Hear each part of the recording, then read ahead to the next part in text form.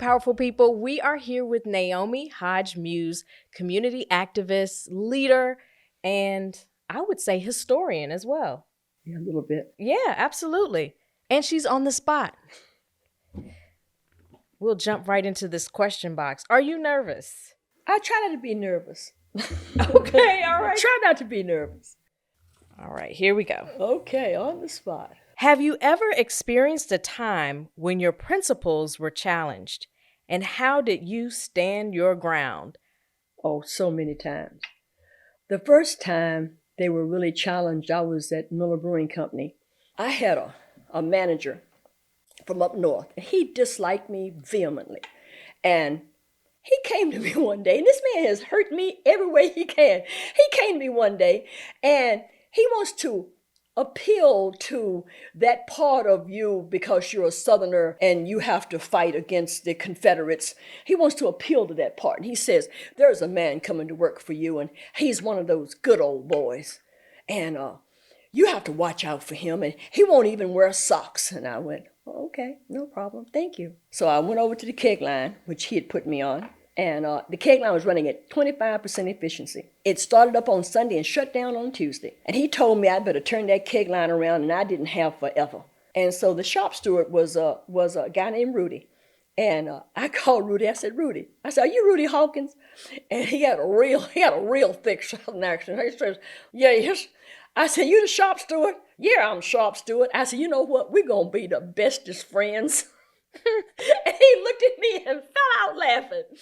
Guess what? If I picked up the telephone to call a mechanic, Rudy was on my line before the mechanic got there. Whatever I needed, Rudy was there. When I retired from Miller, that keg line ran at 86% efficiency. Hello. 86% efficiency. They had to stop working on it. They had to stop maintaining it in order to write an ROI to replace it. My belief is this. Your operators are not your problem. The equipment is your problem. The procedures are your problem. Your operators are your opportunity to embolden them, to encourage them, to teach and train them, and nurture them, and they will do anything you want them to do. And it worked. And the other time, the superintendent had a crush on the secretary, and she had a crush on an operator. Well, so the operator won. Short little blonde guy, his name was Mike. What's his name? No, Steve. His name was Steve. And he's a little short fella, and this guy was taller, and he felt he had more to offer Rhonda, but Steve won out. So then my superintendent tells me to take Steve and put him behind the wall, and it's 32 degrees, it's freezing, and have him stay there all day. And I said, really? Yes, stay there all day. I want him behind that wall. No problems. I took Steve behind the wall, and I said, Steve, there's a door right there on the side. When you get cold, you go right out that door, and you sit there until you get warm. But don't come out because this man wants to fire you. So you just stay behind the wall, but you don't have to freeze. I'm not out for you.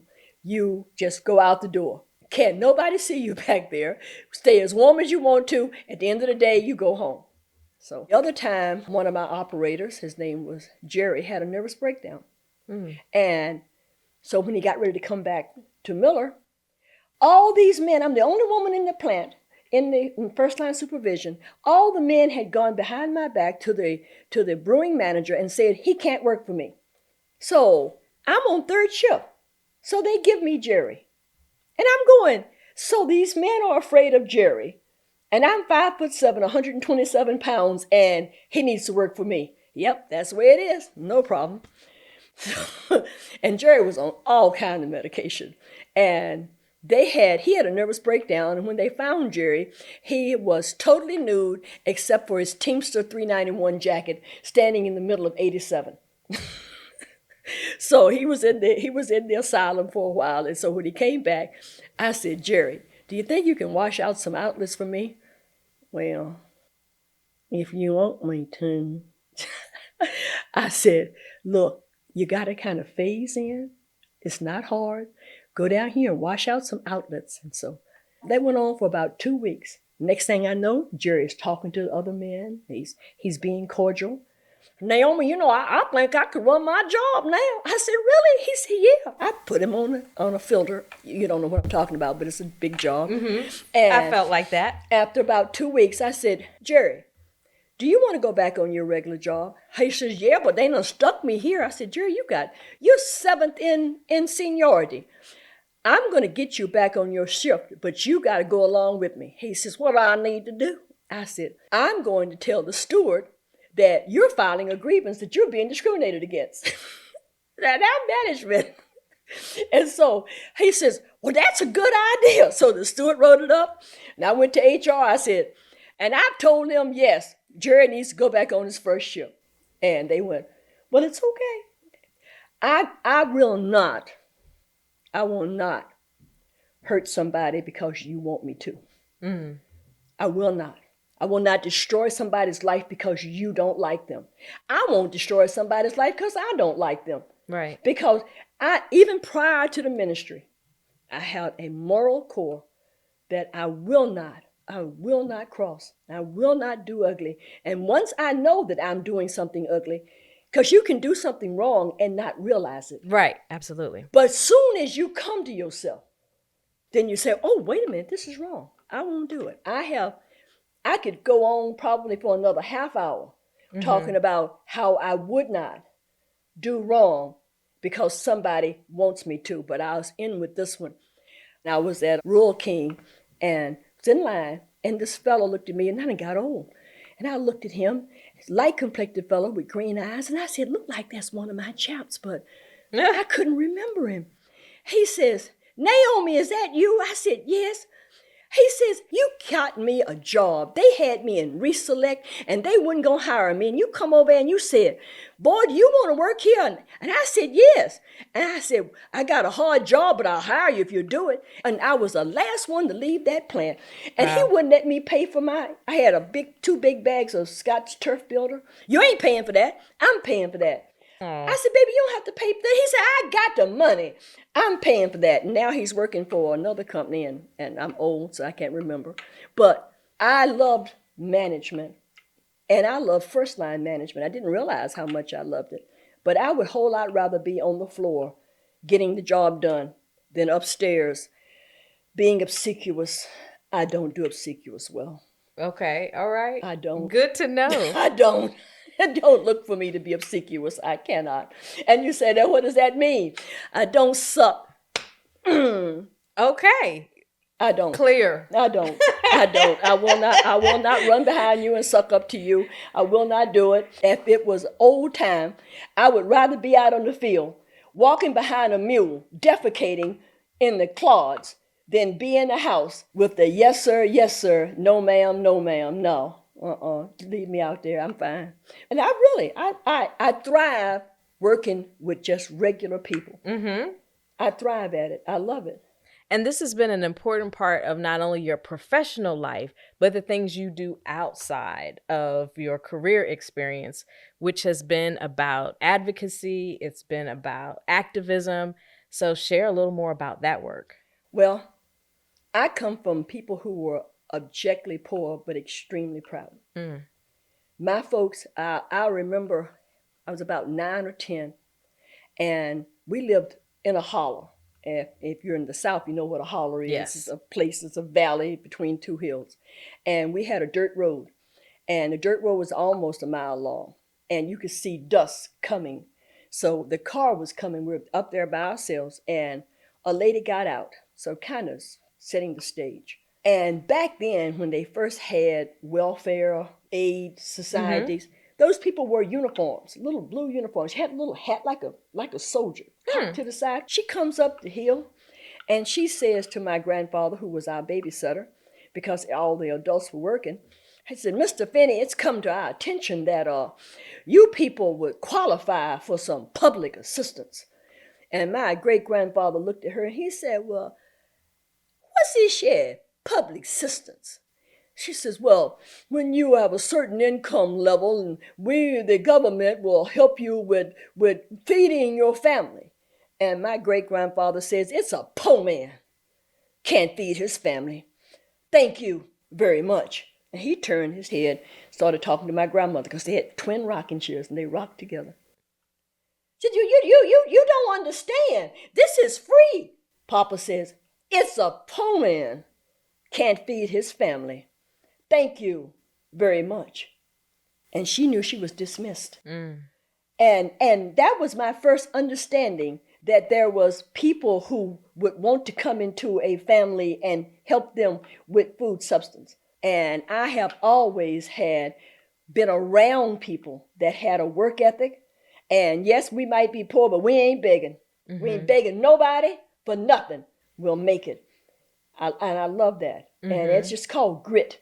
Right. And so what? You eating pinto beans and osh taters. And your beans, them Joe taters. Yes, I can talk like that. I can talk better than that, but I'm using the vernacular of my grandparents. Mm-hmm. Them Joe beans, them Joe taters. Nobody gave you them.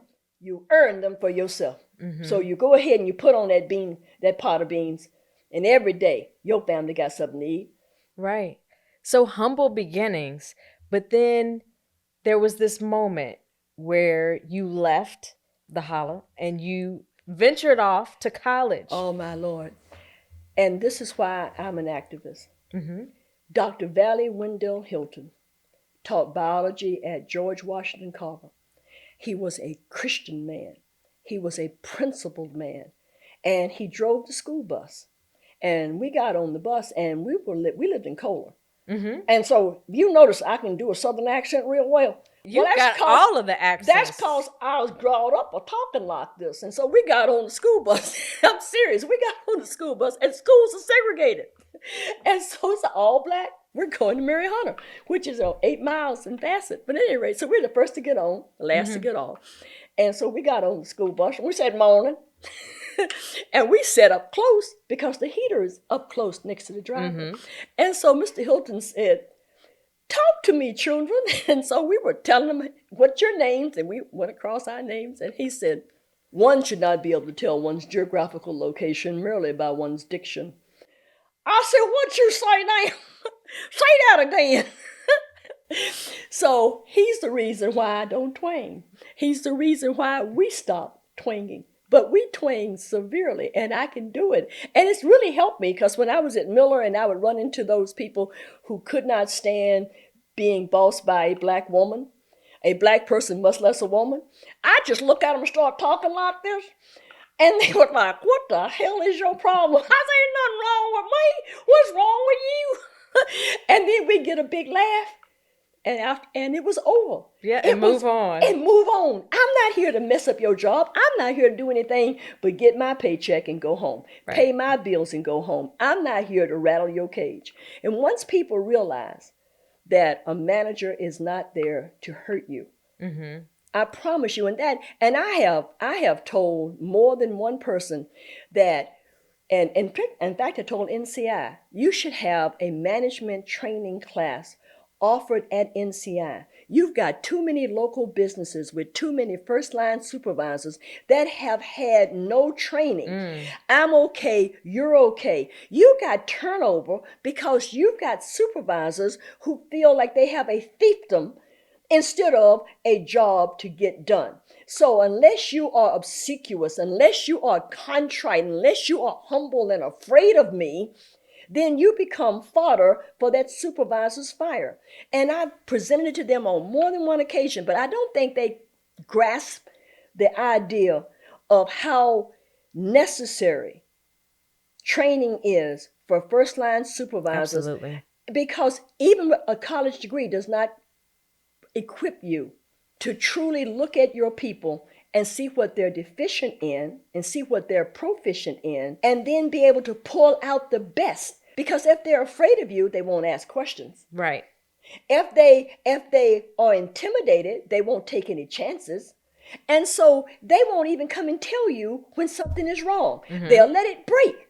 But when they know that you're their friend and you're not going to accuse them of breaking it, then when it makes that, I had one fella, he had the little ears that stuck out just like that. Hey, sir, lie on me. Them barons getting ready to go out in that cereal cooker. I can hear them. And I promise you, I'd take it down, and sure enough, the barons would be able to go out. I promise you, I had the best time. I know it doesn't sound good for a preacher to say I had the best time making beer, but I love that. I had the best time at Miller Brewing Company. And those men were like my brothers. They really were. And I always worked predominantly with men. And I just didn't have issues because I don't have issues. I don't wear my feelings on my sleeve. I don't care what you said. It doesn't bother me. We just got to go on down the road. But we get so hung up on minutia. Right. Get hung up on, I need to be better than you.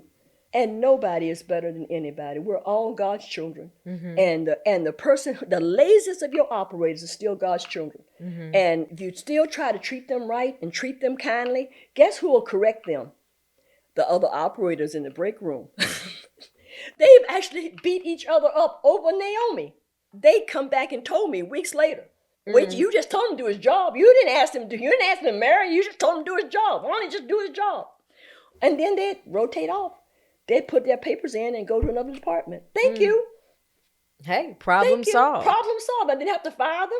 They would just go off into another department. I know, I'm weird. I'm sorry. I love it. I want to go back to God's children because there's another element of the onion that you are. We're just peeling back all these great layers about your heart for children, little people, young folks. You know, if you never had kids, and I'm that person, I love my nieces and nephews. Oh my God, they were the apples of my eye.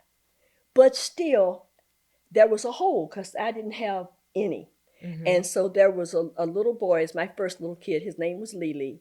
And oh my God, I kept him every weekend, and he was chocolate.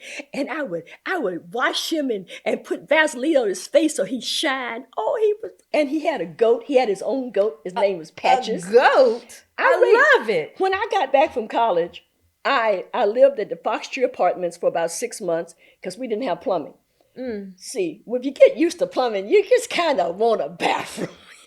Indeed. You just got used to it. I can see that.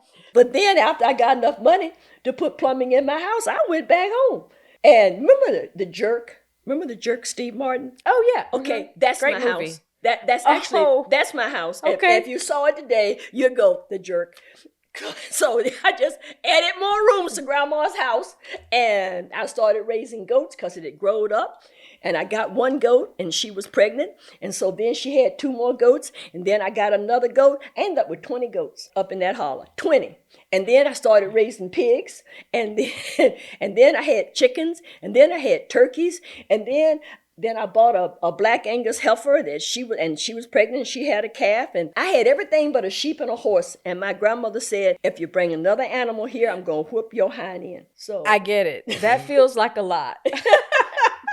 But it was great fun. I raised my own hams, and I had a smokehouse, and I take my hams up to Main Street Grocers in Bassett, and they would slice them for me. Oh my Lord, I can cure a ham. I totally country. Raised gardens. So I'm working down at Miller. You've definitely got, the resume and probably the t-shirt to just solidify totally country. My girlfriend, 50 years we've been friends. Her name is Darlene, and she's from Gordonsville, Virginia, but her parents were teachers and solidly middle-class black folks. And she didn't know how objectively poor my upbringing was because I did not have, this was not a subject of conversation. Right. She came to Martinsville. I got on at Miller, and I had just bought a hog, my first hog.